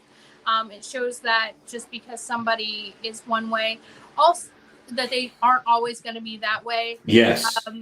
But also, like, Flash has, again, like Harry, has this heart that is actually wants so much to be bigger than he is. Right. Harry's all about trying to get his dad's approval. Flash is all about trying to get Spider-Man and the world's approval. Right. That's true. And he wants to be a superhero. He wants to be recognized by the world or at least the neighborhood. He wants to be, it's kind of like that whole YouTube, Twitter Instagram fame that kids are going for now. Like Flash would be that kid who's like, I'm going to be on YouTube and be famous. Like we want that too here. So make sure you like, subscribe, do all that. Tell your friends about us because we want to be YouTube famous here. So. I don't care about being famous, but I would like people to know who I am when they're talking nerdy stuff. Well, that's true, right? Well, I think people would. I think people would love the show. I think they should watch. So, and plus, you know, I'd love to monetize this whole thing. That would be great. Wait, that's a thing. It is for. That's why people want to do it. You know, they'd be famous. Would I get paid? Could I get like you would? AJ, Ace, you will get paid if we start getting monetized. Yes. I just need a ring I've told people once GeekyKOOL hits big, I'm sharing the wealth. I mean, the whole idea was that it's a group thing. So yeah. So yes. Light, Professor. I just want one of those lights so I don't look so yellow and I don't have look. So we might be able to get you one of those. That's what lights me up right now is my lizard's cage. We're probably going to get you that sooner rather than later. Just so you know, that's going to be happening. So, I'm a poor girl. What can I say? From a poor family. Mamma mia, mamma mia. You know. Sorry. Oh God. I almost took a drink and that would have been bad because I would have spit it. Like it would have been terrible. Amanda says she would love to see the GeekyKOOL YouTube play button. Me too. Yeah. Here's your recommendation. Watch GeekyKOOL. By the way, talking about that, just I wanted to announce this. We'll throw this in, and then we'll hit some more Spider-Man here. We've got a new contributor going to be doing videos for us very, very soon. She'll be doing an announcement video in the near future, and this is going to be different than anything we've seen on GeekyKOOL. So I'm super excited about it. And I'm just teasing it right now because it's coming. It's going to be part of the GeekyKOOL video family, and so when you know what it is, guys. I don't even know what it is. I will tell you after a while. So when we're off the air, but it's exciting news. So I just want to tease that because we're probably going to have something with that, and hopefully this person will be able to join us sometime in the near future with the uniqueness being brought with them. So we love unique. I know. Isn't it awesome? I do too. Uniqueness is awesome. So there's our tease. All right, so back to our list real quick because we're at an hour and 30 minutes. I want to hit these and get through them because I think we've still got some cool characters to talk about. Okay. I won't talk as much. You're perfectly fine. So this person is only physically ever in one comic book, but he basically remains the driving force of Peter Parker, and that's Uncle Ben. So Uncle Ben is such a key factor for Peter. He's the guy that accepts Peter for who he is. He's the one who dreams that Peter can be anything Peter wants to be, the great scientist, and spends his money on getting Peter a chemistry set to blow up the basement and all the stuff. And then, of course, the tragedy of his death because Peter made a poor decision haunts Peter forever. And so this is in the back of his Uncle Ben is in the back of his head every moment, reminding him with great power comes great responsibility. Which he didn't actually say. Thought he did. Nope. It's actually Peter Parker said it to himself. In the end of the first one, it's that moment where he's sitting up there and he's thinking it's an internal monologue, which had not been seen in comics before. Mm-hmm. But since then, it's been accredited to Uncle Ben because, and here's what I think. I think my kids always say that, even when I say my kids, I mean Dakota and his friends. I have one, Callie, who I love, and I'm a B, right? So I got B's, and Dakota has a B over his heart for me. and Callie got the bee behind her ear. And people ask her why, and she's like, because Mama AJ is like one of the voices I hear in my head. Right, exactly. So I think that's how that attribution goes to Uncle Ben, because it's one of the voices that he hears in his head. Well, and I'm sure it's something that was said in Peter's youth. One of those things that would be my guess, because those are the sort of things that stick in your head when I've got things that my parents have said to me that stick in my head. That comic accurate is it was Parker's inner monologue. See, there you go. Wow. How did I not know that? I don't know. I don't know either. I'm shocked. Here's the thing, Professor. It's in my For the Love of Spider-Man articles. Well, and I've read those. And again, so now I'm going to, old age and lack of sleep. I'm going to blame that. So blame that. But here's the thing about it. In the pop culture of the comic, it's always attributed to Uncle Ben. Right. But I do think it's because the people who raise us become our inner monologue. Right. No, I agree with that. Yes. And I think that's where that came from. But no, that line particularly is Peter Parker's inner monologue. It was one of the first times that was done in a comic book where you could read the thoughts of right. the character. And that was a beautiful, beautiful moment in comics, and it actually opened the door for other comics to do that, which they have done now. But that is without Uncle Ben's guidance in life. Right. And he might not have said those exact words, but he might have. We don't know. But because of his guidance in life is what makes Peter realize that is the truth. That with great power comes great responsibility. And if Uncle Ben had not died, I don't know if he would have got there. Right. I agree. I mean, because what was he doing before? Wrestling and all, trying to get some fame, trying to get a car because he wanted to get a girl. And you're a teenage boy. I can't blame you for any of those things. He was doing the thing that a teenager would do. Yeah. As a way to get famous. It's the Instagram, YouTube. It is. Except it was the 60s. Before that was a thing. Right. But it just shows you that fame and fortune and stuff is something that has been a driving force for the youth of this country since we could, get it. I'm sure there was leave our home and go I'm sure that when the Declaration of Independence was signed, there was some kid who was like, I want to sign it because I want to be rich and famous. Right. That's probably true. Or don't want to sign it because I don't want to get killed by the king. I don't know. So, but, and I think now that you're saying that, I do remember that being in his inner monologue. I always assumed that inner monologue was the Uncle Ben voice speaking in the back of his head.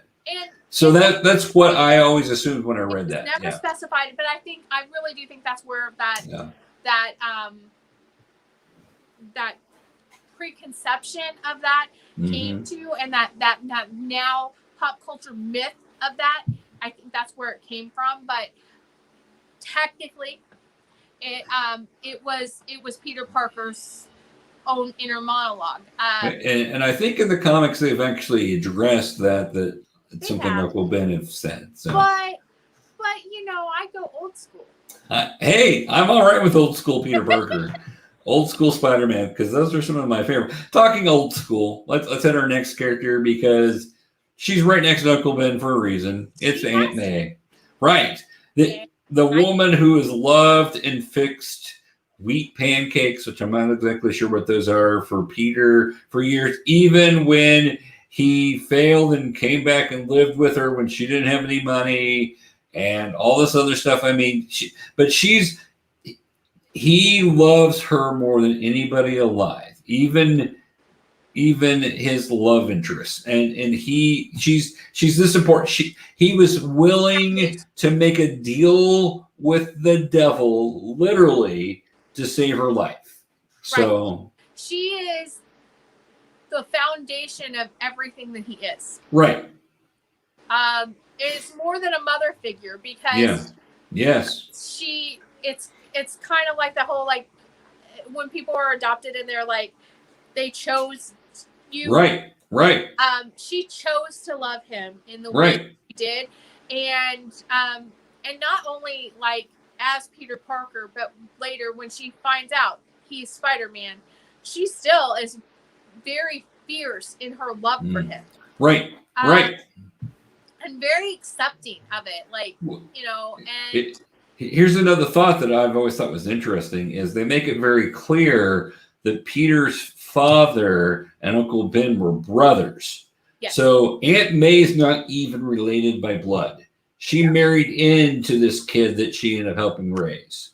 Yeah. And does it with so much love. And I love the fact I know the 70s, 60s and 70s, they would have her on death's door and they would use that as a motivating factor. But I love that they've evolved her past that.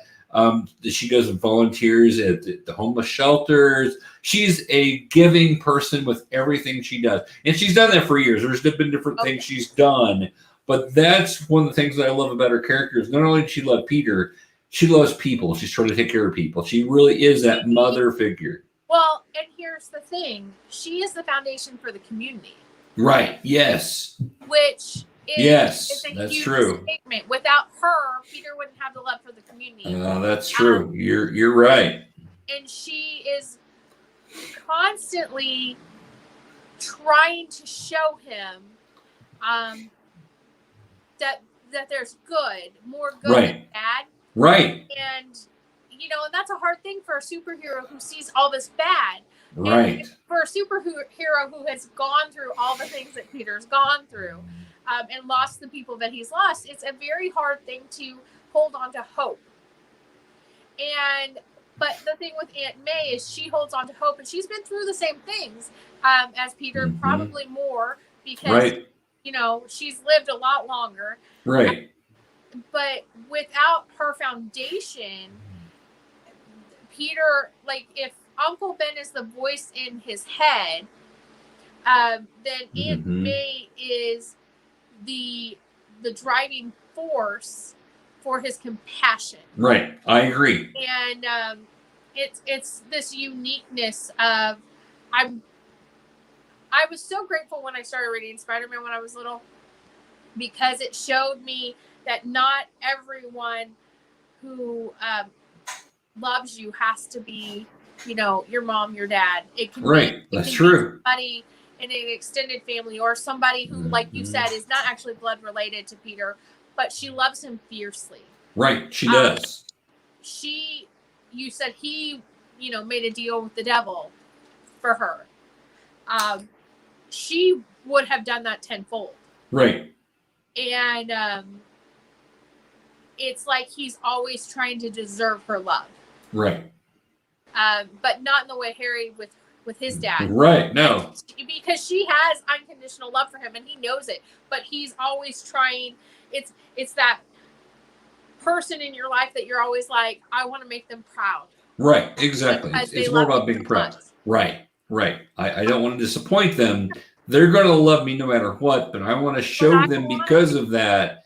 Yes. It's what Harry did not have. Yes. No, it's true. Harry, and that is one of the reasons Harry is drawn. Like there's times where Harry is drawn to Aunt May as well. Yeah.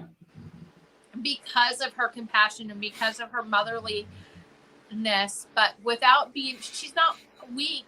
She's strong. She is. She's fierce.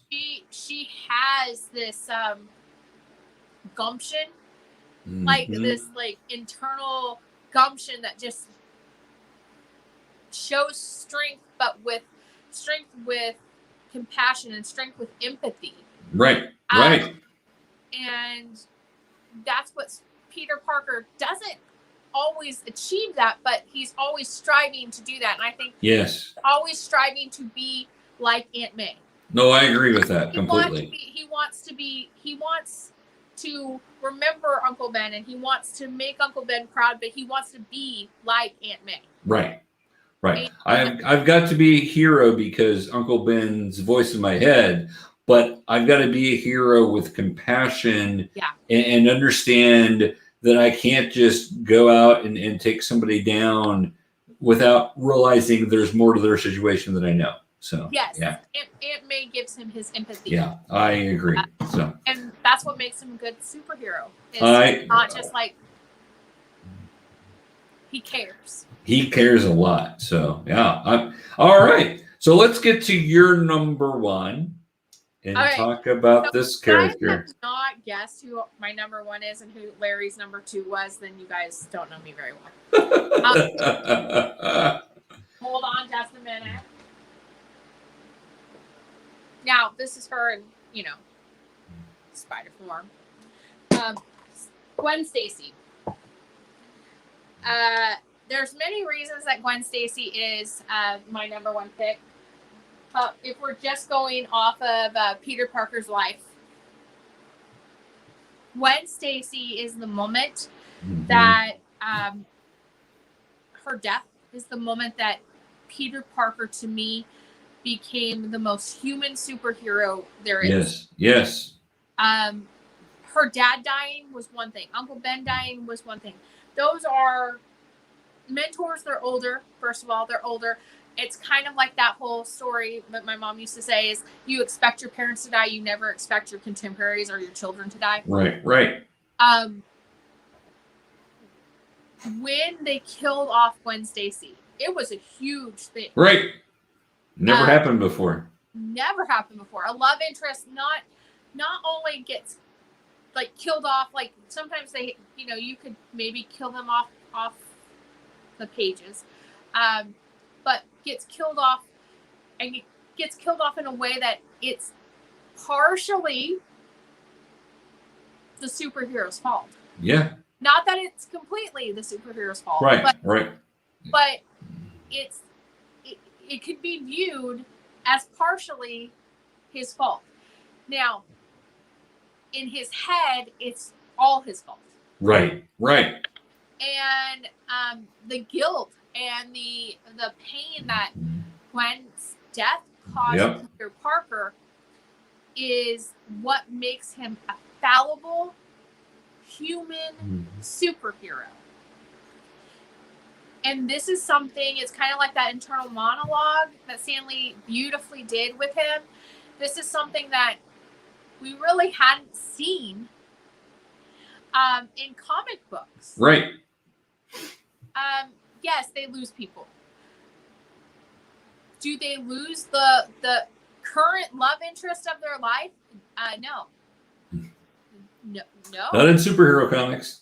The hero always rescues them. Yeah. And without her, Peter Parker seriously would not be Peter Parker. Right. From her relationship with Peter and then him, getting a relationship with her father, to her relationship with Harry. Right. With Mary Jane. Like, she had a relationship with all of the people she did. who are in Peter's life. And her death affected each and every one of them severely in a way that makes the comic book life. Right. Because when it could have been easily done where, she died and it just affected Peter Parker, but her death is translated in the comic books to affect Mary Jane, to affect like Aunt May, like to affect everyone who knew her. And that's also something that wasn't really explored in comic books is grief and death. Right. Without being like, this is their origin story, but to be fresh. Right. To be written in a point of view of the day after somebody you love dies, or the week after somebody you love dies, and that grief is translated in Spider-Man comic books in a way that is so intensely real. Right. That if you've ever lost somebody, you can see your grief in those comics. Right. That's what we hope for when we read something, whether it be a book or comic, or whether we watch TV or a movie or something, we hope to be like see part of ourselves reflected in that comic. And I think that Gwen Stacy's death allowed more people, not just, the teenage boy who was awkward, who was reading Spider-Man because he related to Peter Parker. But this opened the door to grown-ups, to women, men, anyone who had lost somebody and felt guilty, whether it was like, my friend was drinking and driving and I didn't tell him to stop, or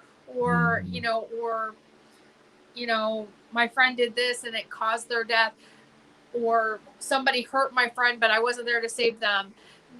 These are real emotions that people feel. Right. And Peter Parker felt that in the comics, and it was written in the comics.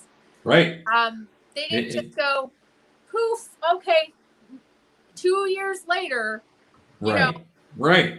They hit those fresh points and that affected Peter, and still does. I mean, it's not the same level, but affected him for years in the comics. I mean, that was on the forefront of his mind. So, and it affected his relationships with every person. He did. And you would think that Uncle Ben dying would make him appreciate the life of the ones he loves, and it did. But when he held her, and it was that moment of like holding her when she died. Right. I think that he finds this this appreciation for life that translates, and this appreciation for wanting to protect everyone in his neighborhood, in his circle. Right. Because he doesn't want anybody else to feel the pain that he Exactly. Well, the other thing that people forget is she dies, and of course, and I had it earlier, I could probably pull that up, the picture of when he's trying to save her, he uses his web and catches her, but it snaps her neck. Now, if she hits that water, she's dead anyway. Yes. So it doesn't really matter, but he thought he'd saved her. But so you've got that whole scene, but people forget the very next issue, Spider-Man is so angry at the Green Goblin for doing this. He goes after him and brings himself to an inch of killing the Green Goblin. Yep. And then it hits him. What am I doing? I cannot become this person. Yeah. And then Green Goblin ends up killing himself with his I forget the name of it, the jet thing. Gosh, I can't. I used to always know that, so I don't know. Anyway, but we. Shh. But that's what people forget is not only do we see the anguish of it, and we do all of his friends, we go through what Flash is going through and how this affects the rival but friend of Mary Jane, and you've got how it affects Harry, and you got all these things, but it affects Peter so much. Peter almost gives up everything he's fought for and becomes a bad guy by killing the Green Goblin because of his anger. And then you see the humanity in him when he realizes he's at the point. It's a fantastic story. Yeah. And how it affects Peter for years. And the thing is anyone who's dealt with grief knows there's the stages of grief. Yeah. It had never been that I can remember, and I know Keith's watching, so Keith, if it had been done before, let me know. But it had never been done in a comic book to where you see the stages of grief. Yeah, right. Where you see, yes, they get angry. Like, they have revenge, or they have this is the driving force because my parents were killed. Batman. But that was years before.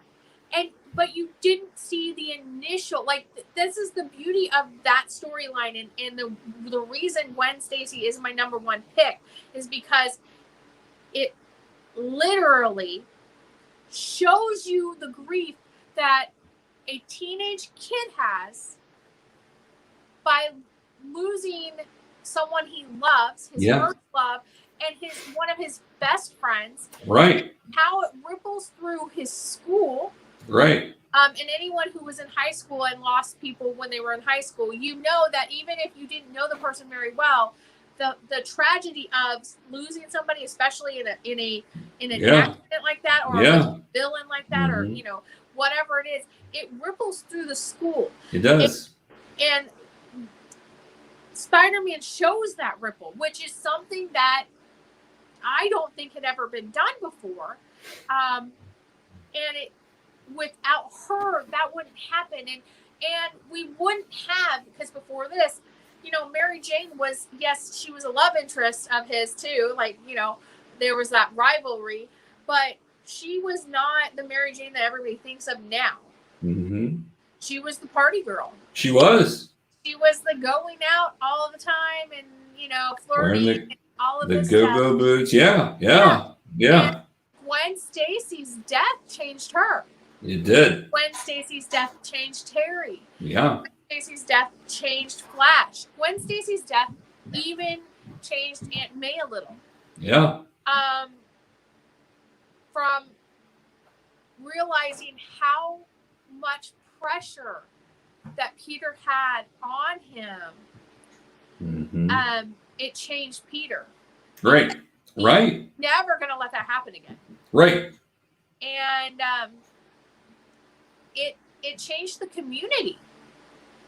It changed the way the community viewed Spider-Man. Right. It was this moment where it's like, in comics, superheroes are supposed to save people. And so if you look at it as like, if you're in the comic book, it's kind of like Pleasantville, like when you're living in the comic book or in the thing, and you're like, if something happens that's out of the norm, that changes everything. Right. And this changed everything. It did. In their world. And it allowed, I think, a lot of freedom for comic book creators, and allowed a lot of artists and comic book writers and all of them to realize that you don't always have to have these characters that are perfect in every single way. Right. That people will relate to fallible. And that's true. That true human emotion can be seen in a comic book. Not just like the perfect emotions, or, you can have your superhero be angry to the point of almost no return. Right. Pull it back. Right. Feel okay. Exactly. I will say it's the first comic book, because I read this in when I was a little kid. I read the story. Now, I don't know if it was the original ones, because I would have been pretty young, or they were reprints or what they were, but I remember and I read them so much that I tore the covers off of them. That this whole, like a 3-issue thing that I had, that I just kept going back because it was so compelling to me. But I remember crying the first time I read it. I'm like, no, right? No, what do you mean she's dead? She's not dead. No. That gasp. And I know I've watched interviews with Stan Lee and read interviews with Stan Lee, and I know that it was a really risky choice. Right. One, they had just killed off her father not long before. Right. Well, and actually, Stan Lee signed off on it, but didn't know what he was signing off on. Yeah. Because he wasn't writing it at the time. So the writer and artist approached him like, hey, like, okay, what? And then later went, what did I agree to? What do you mean you killed her? What? To like his dying day, when people would ask him who was the love of Spider-Man's life, he would be like, I don't know. If she wouldn't have been killed off, who would Peter Parker have gotten with? He didn't know. Right. And right. Which is what part of the fun was, is that you had that, and they're very different personality of girls. That's what made them really interesting. Is Mary Jane was the opposite of Gwen Stacy. Gwen Stacy was the super intelligent, I'm studying and we're going to do these things. I'm going to do the right thing. And Mary Jane's like, Veronica. Yeah, it really was. It was. And that's the thing. But what I do love about Gwen Stacy's death and Gwen Stacy is that she touched so many lives. And then because of her death, we've got Mary Jane, who she's still a party girl a little bit, and she's still way more outgoing than Peter or anyone else like in the comics. And she likes being center stage, and she likes that limelight on her. But she literally gained a new perspective when Gwen Stacy died. No, you're right. And she gained more of a visible compassion right to the world. And it's like the best parts of Gwen Stacy she tried to emulate. I agree. She didn't quite get there with some of them, but she tried to emulate them because Gwen was such a good person. Right. And even though they had a rivalry, it was like a frenemy thing. No, it was. They were good friends, but also she felt that death. Right. Very much so. So you wouldn't have Mary Jane as the way people think of Mary Jane if Gwen Stacy would not have died. That's true. You're exactly right. No, because Mary Jane's character was definitely not as fleshed out before. No. And that really fleshed her out and made her solidified. And since we're talking about her, there's my number one right there. Because I do love. Be your number one pick. She's a redhead. She's cute. She's smart. She's funny. And she likes the nerdy guy.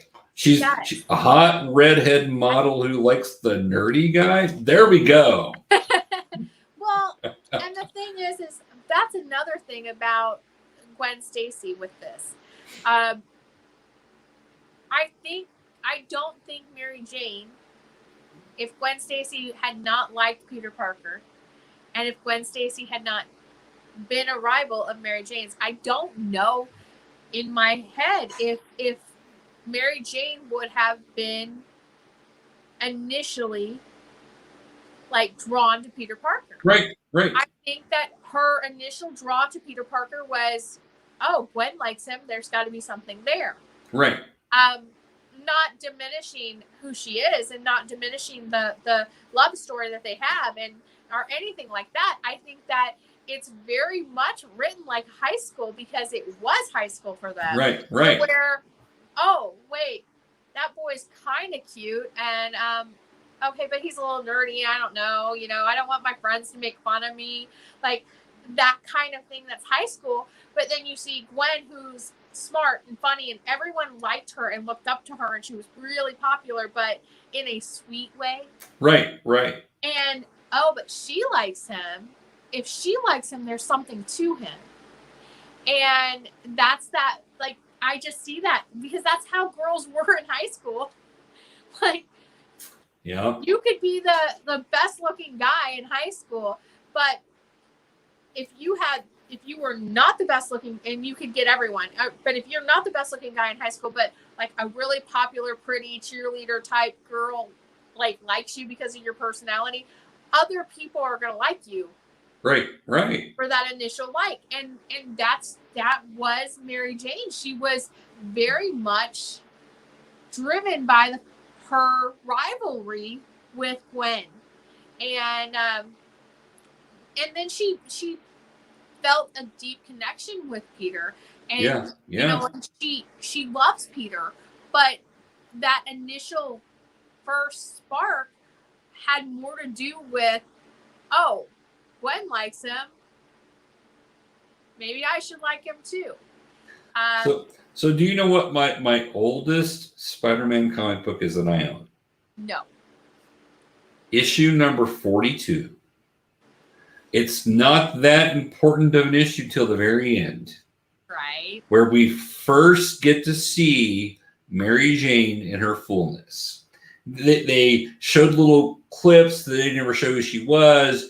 Peter, for like 25 issues, was avoiding her because his aunt was trying to set him up with a nice girl, which he thought meant an ugly girl.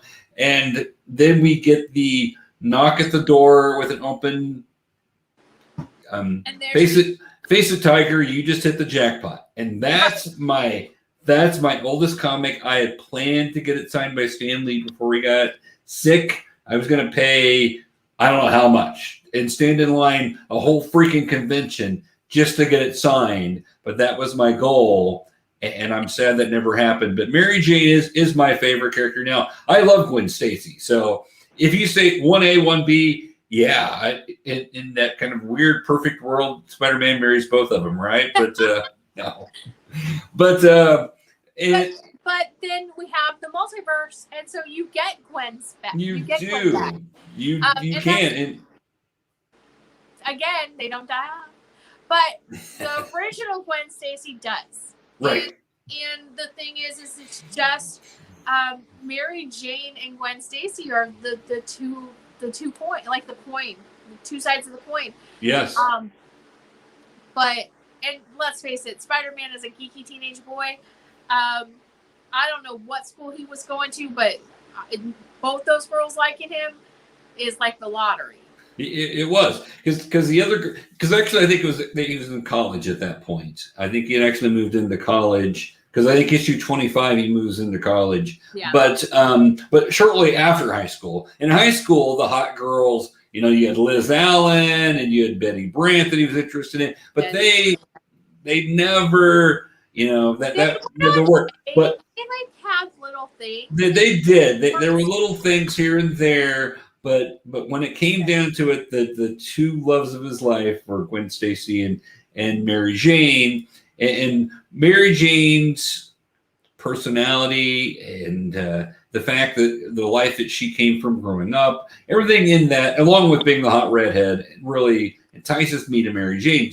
I just love her character. I love that she knew who Spider-Man was without telling him for a long time also, and still loved him, made the choice to be with him, even though she knew the problems that came with having a relationship with Spider-Man, who is all of these bad guys. And right. That, once they get married, a lot of that stuff does come up. But I love this character of Mary Jane. And like I said, Gwen Stacy's right there. It's a 1A, 1B for me.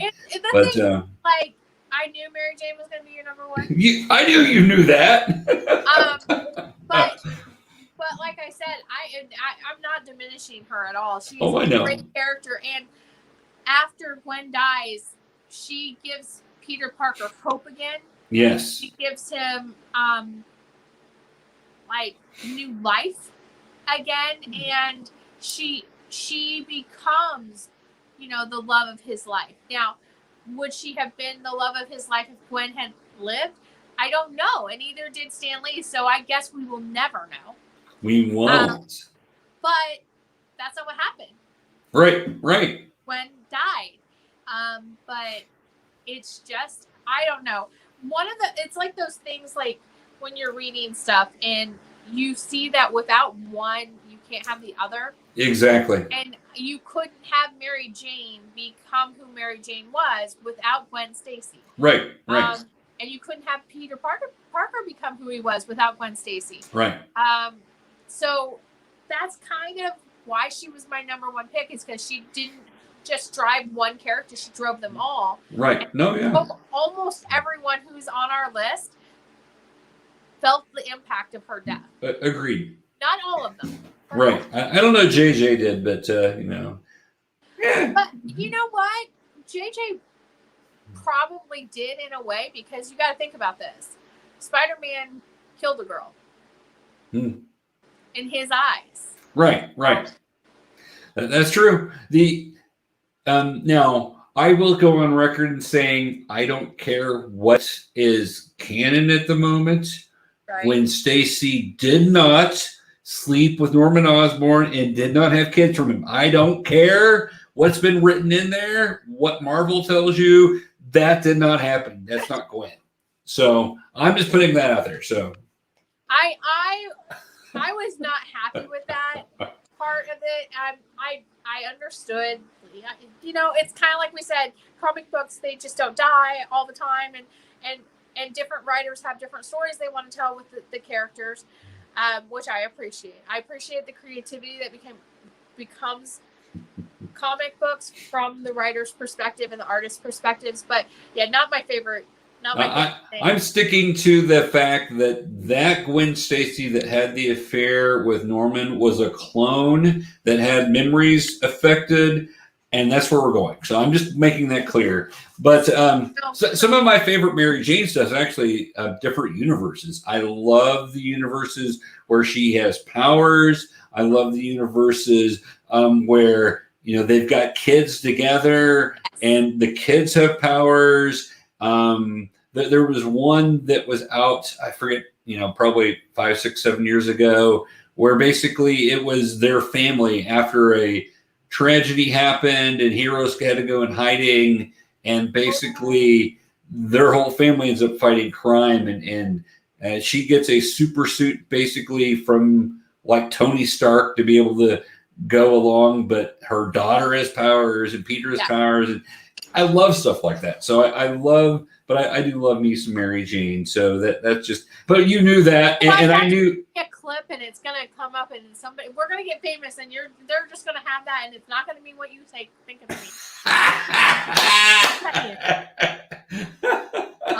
You're literally like, I love me some Mary Jane. I do love me some Mary Jane. You can clip that all day long because I'm talking about the hot redhead. So there you go.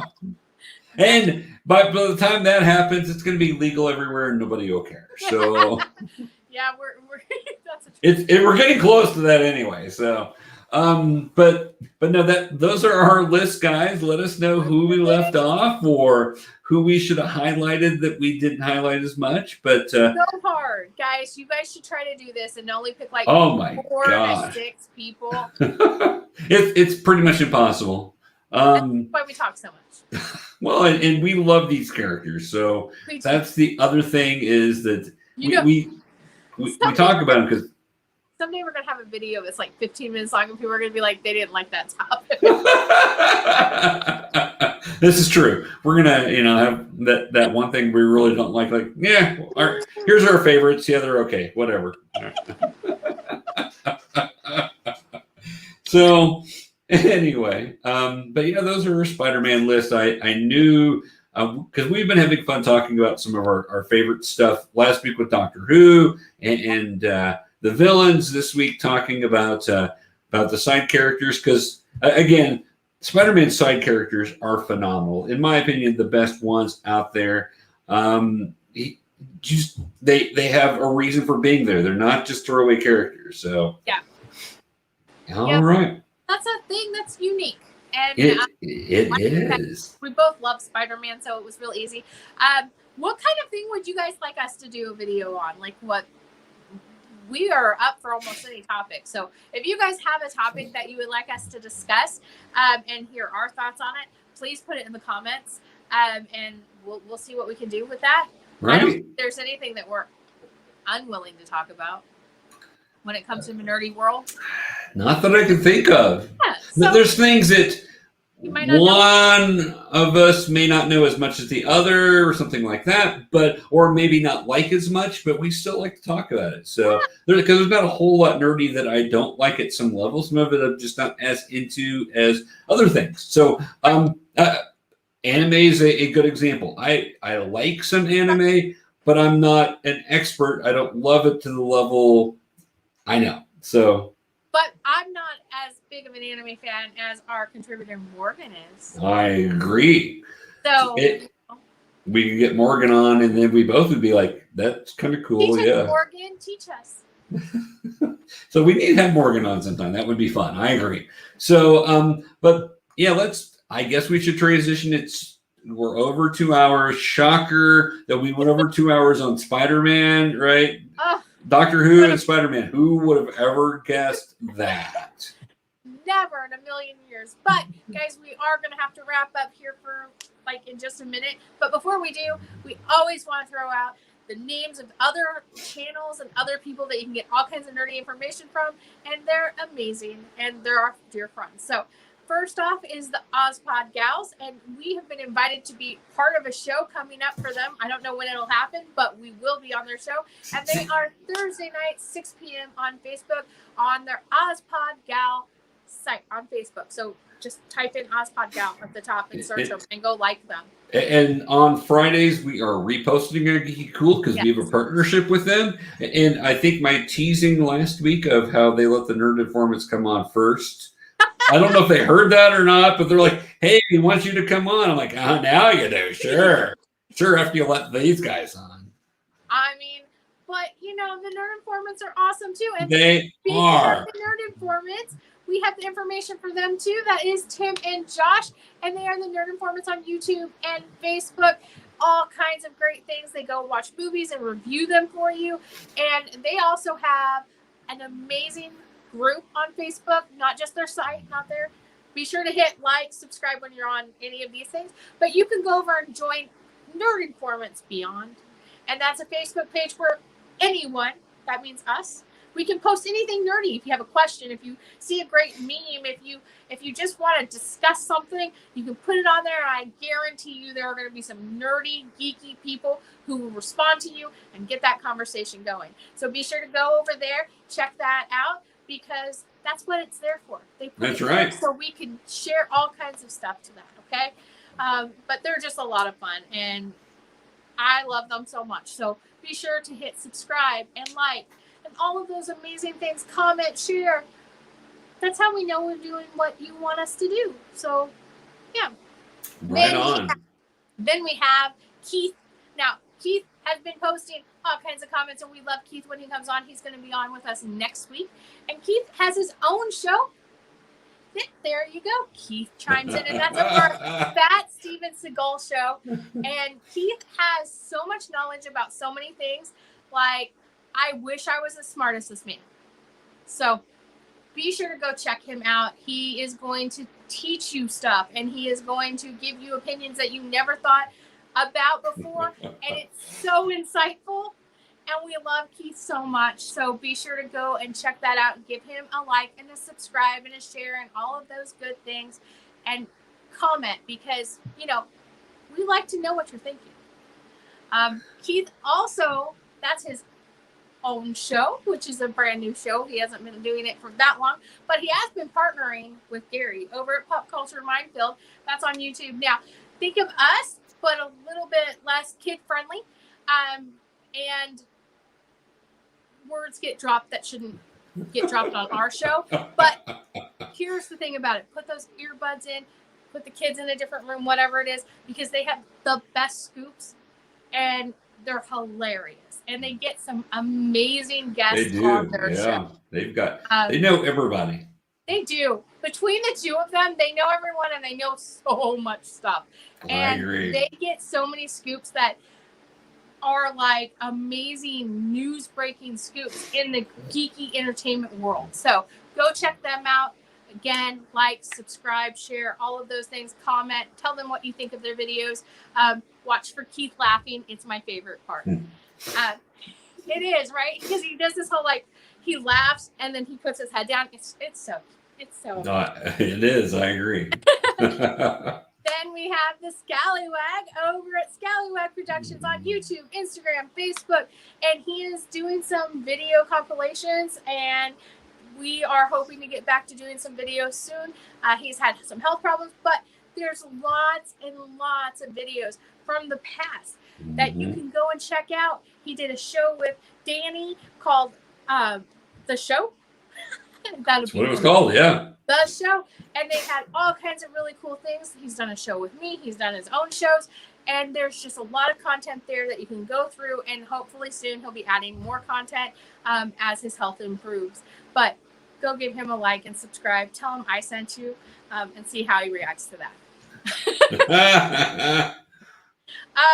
But if you like what we're doing, we have our own website. It's called KOOL.com. Go and check it out. We have contributors that will come onto our videos, but they also write amazing articles. They give you their opinion on all kinds of geeky stuff. We have someone who does anime a lot. We have a horror writer. Ashley writes horror stories, and we have done all kinds of things with her. We just like getting as much geekiness out into the world with our contributors and stuff. If you want to become a contributor, let one of us know. We'll make that happen for you. That's how we got all our contributors. That's exactly right. That's how Larry got me. That's true. I bugged her forever. I'm like, hey, come do something with me. Come on. But go check us out. And also on Facebook and YouTube, GeekyKOOL.com. Give us like, subscribe, share, comment, all kinds of things. Exactly. All right, guys. Again, make sure to tune in next week for Keith with us. I believe it'll be Tuesday, but we will announce that. And we're very excited to have Mr. Keith with us. And talking about Warner Brothers. Talking about Warner Brothers and the new Batgirl movie. So stay tuned. It's same bat time. No, that's not it. So, but we'll talk about that next week, and hopefully have some more to talk about with a special announcement of our new contributor videos coming out. So I don't even know. I know, isn't it fun? No.